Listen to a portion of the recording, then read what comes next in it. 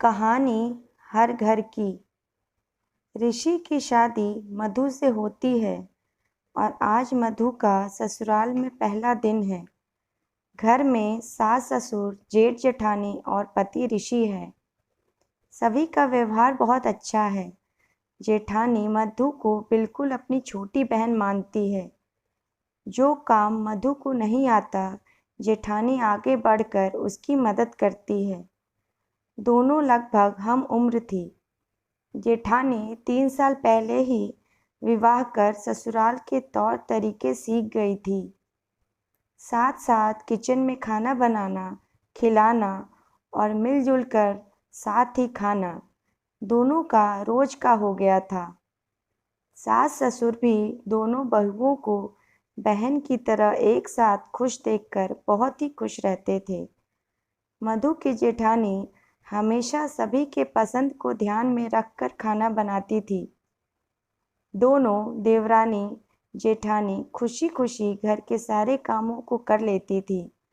कुछ दिनों बाद मधु के चाचा ससुर की तबीयत खराब हो गई, इसलिए मधु के सास और ससुर को गांव जाना पड़ गया। मधु के पति और जेठ को भी बिजनेस के सिलसिले में 15 दिन के लिए शहर से बाहर जाना पड़ गया। घर में मधु और उसकी जेठानी ही थी।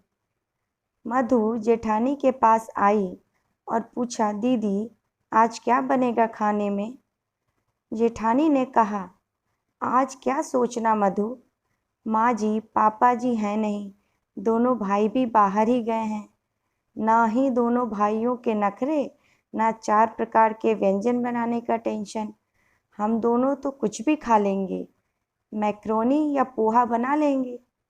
मधु ने अपनी जेठानी से कहा, दीदी अभी तो कोई नहीं है, इसका मतलब ये नहीं कि हम लोग कुछ भी खा लेंगे। हम लोग सभी के पसंद को ध्यान में रखकर खाना बनाते और खिलाते हैं। अभी तो बहुत लोग भी नहीं हैं घर में, क्यों ना हम दोनों अपने पसंद का खाना बनाकर खाएं और मस्ती करें। अब तो हम दोनों ही हैं घर पर, इसलिए आपके पसंद का डोसा सांभर और चटनी बनाएंगे डिनर में। लंच में छोले भटूरे मेरी पसंद का बनाते हैं। मीठे में गाजर का हलवा भी बनाएंगे। यही तो मौका है खुद को खुश करने का, अपनी पसंद के खाने की इच्छा पूरी करने का। घर में जब सभी रहते हैं तो हम औरतें सभी की पसंद को ध्यान में रखकर खुद की पसंद को नज़रअंदाज कर देते हैं।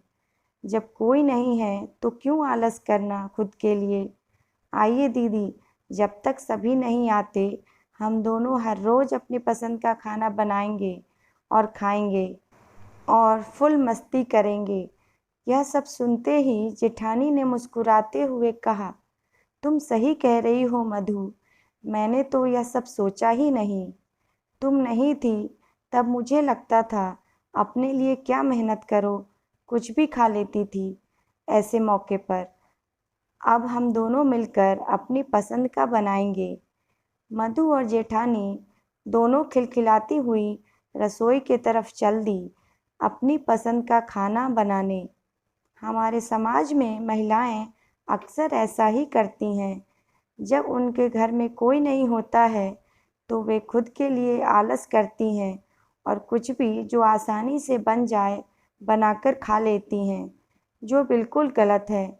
जब महिलाएं सभी को खुश रखने के लिए सभी के पसंद का भोजन बना सकती हैं तो अपने लिए क्यों नहीं। कहानी पसंद आई हो तो please like, share and subscribe. Thank you.